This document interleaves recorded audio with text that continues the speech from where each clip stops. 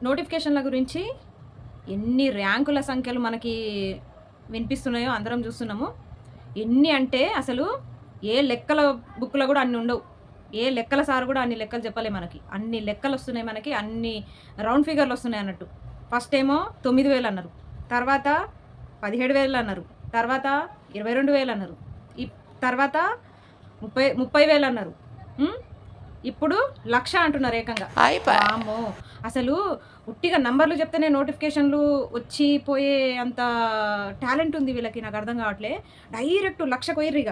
1,00,000 ఉద్యోగాల నోటిఫికేషన్‌లు వస్తాయట. ఇంకెప్పుడొస్తాయో మరి నాకు అర్థమైతలేదు. అసలు ఈ లెక్కలన్నీ ఏ లెక్కల బుక్‌లో చదవాలో కూడా అర్థమైతలేదు. ఏ లెక్కల సార్ కూడా చెప్పలేడేమో. అంత కన్‌ఫ్యూజన్ లెక్కలు ఇవన్నీ. ఈ సంఖ్య చెప్పేటోళ్ళంతా ఏ లెక్కల పుస్తకాలు చదువుతుర్రో కొంచెం చెప్తే, ఎందుకంటే అకాడమిక్ పుస్తకాలు కూడా పనికిరావు మరి. వికీపీడియానే కదా! వికీపీడియాలో వస్తున్నాయా ఈ లెక్కలన్నీ?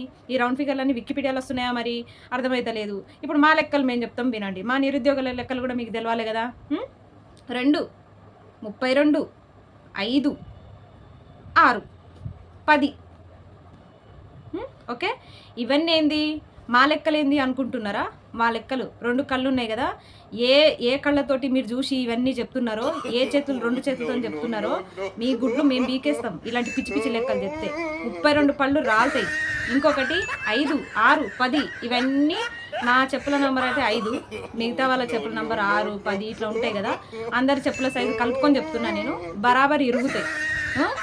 ఎట్లా చెప్తున్నారు ఈ లెక్కలని అర్థమైతలేదు. ఎక్కడి నుంచి వచ్చినాయి 1,00,000 ఉద్యోగాలు? నిజమేనయ్యా పుల్లారావు.